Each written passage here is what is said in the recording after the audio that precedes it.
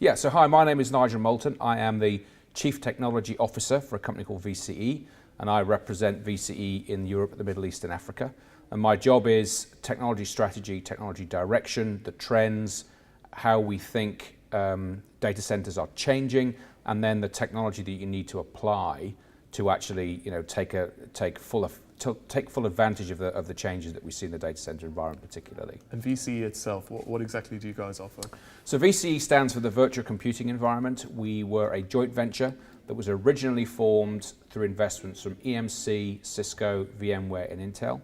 In October 2014, our ownership changed in that EMC acquired 80% of the equity in the company.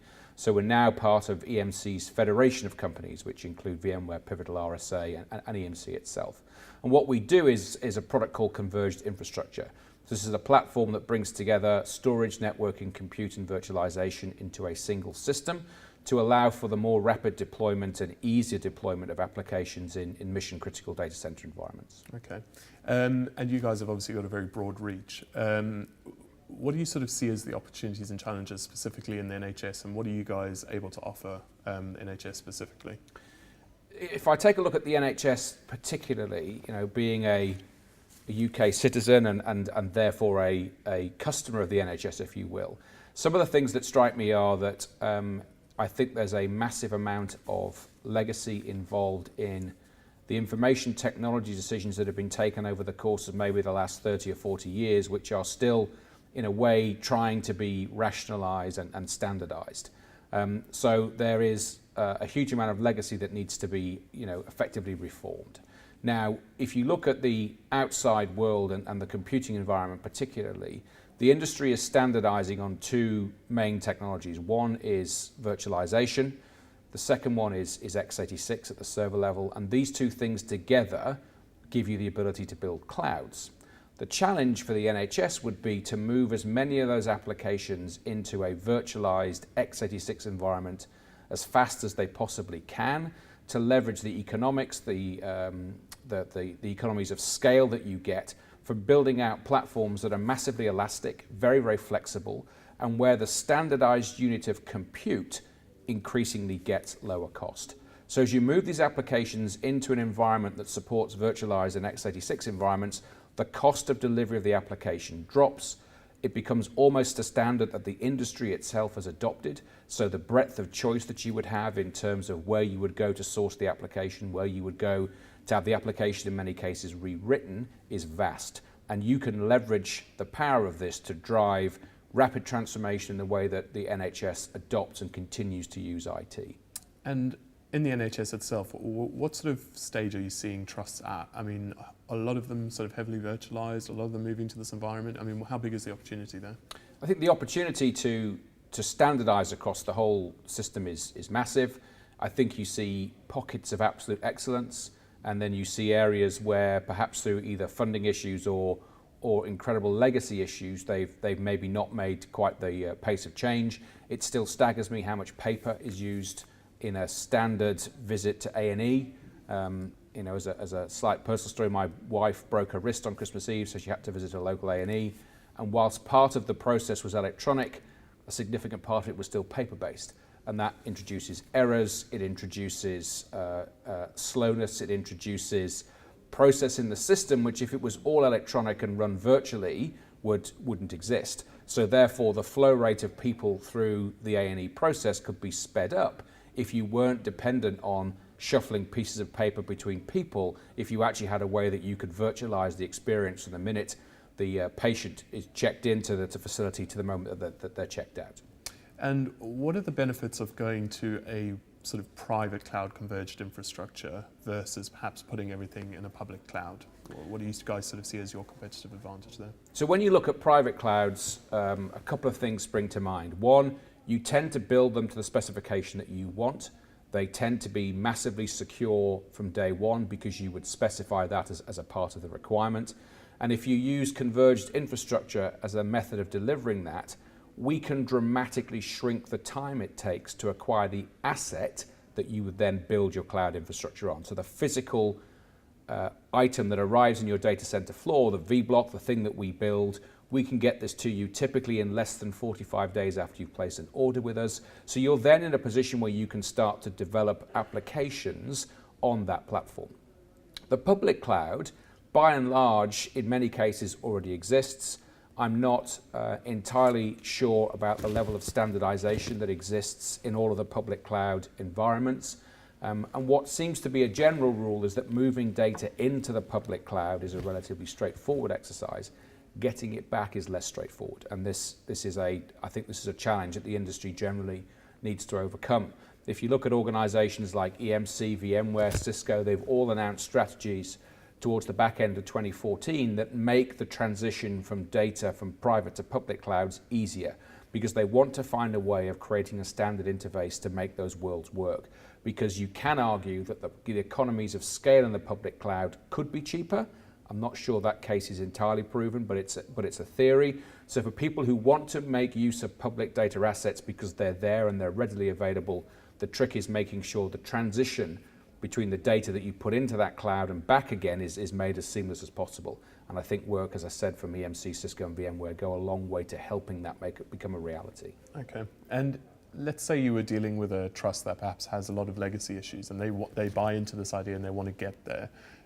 How difficult is that shift? And in terms of the business case, is it quite easy to get buy-in? I mean, are trusts getting a good return on investment with this? The business case is, there's a couple of angles to look at it from. Firstly, there's this notion of something called technical debt. Technical debt is this idea that if you're running a legacy application, the cost of keeping that thing alive versus the cost of replatforming it into x86 is a business case in its own right. And the longer you keep the legacy and the older it is, the harder it is and the more you have to spend to keep the thing running. So there comes a point at which you are so indebted in the application that it actually makes sense to write off that investment, rewrite the application in x86 and move it across. So there's a business case just around legacy of applications in some cases. The other thing is there's a cultural thing at play here as well. You know, IT departments have used to being in control. And before the advent of the iPhone and the iPad, that was very much true. They dictated the application and the systems that you used.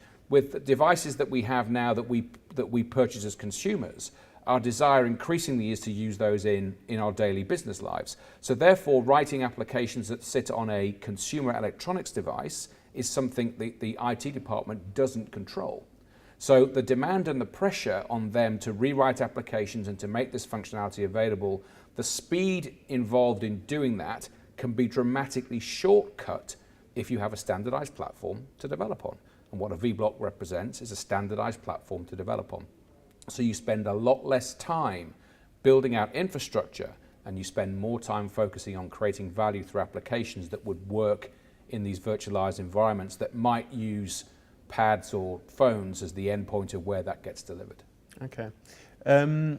What would you say are VCE's main challenges in this space? What are sort of roadblocks you guys come up against when trying to sell into the NHS? I think there's one of the biggest challenges we face is cultural. If you look at the last 20 or 30 years of this industry, we have actively encouraged IT organizations to build things themselves. Because in a world of infinite choice where you can pick different components from different vendors, you almost went out looking for best of breed, and the IT shop was the integrator. So they took the technology from the vendors and they packaged it together in a way that suited their particular environment. The problem we now face is that the time you have, the luxury you have to spend doing that is now dramatically reduced. Because lines of business, be it an NHS practice or be it any other vertical industry that we talk to, the pressure of time is the key denominating factor. I need this thing more quickly, I need it delivered more robustly, so I want to have less time spent building out the infrastructure and more time spent developing the applications. But again, if you look back at the history of the industry, we have almost educated IT shops that that's an approach which is culturally not always acceptable to some organizations. And so our challenge is breaking down the barriers so that people understand that actually having the infrastructure provided allows them to focus on other areas and other aspects that the business might find more interesting. Okay. And the last question I've got for you, Reddy, is if you wanted to sort of put across a message of sort of advice or perhaps a warning to the NHS if they're not doing this now, what would you say? So, you know, like many publicly funded organisations, the pressure of cost and the perception of quality of service are two things that you have to manage that dynamic in terms of the amount of money that you require government to fund the operation versus the perceived quality or the perceived service that people get. If you look around the world, I think we're relatively unique in having an organisation the size and scale which the NHS is. And if you look at the work that was done in other areas of government, particularly around G-Cloud, there are models that show now how you can procure the capability much more quickly at a lower cost and to a standardised way.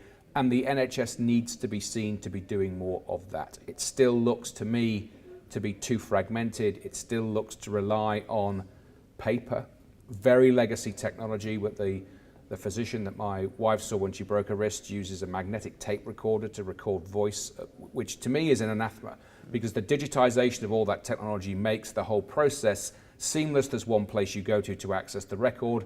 A lot of the things that I think doctors and healthcare professionals would like is available to them. The technology now broadly exists, and cloud-based methodologies around standardization of compute and standardization of virtualization puts you in the best place you've ever been, because the entire industry is converging around this. So the places that you can go and look to get these things to develop are now almost universally there.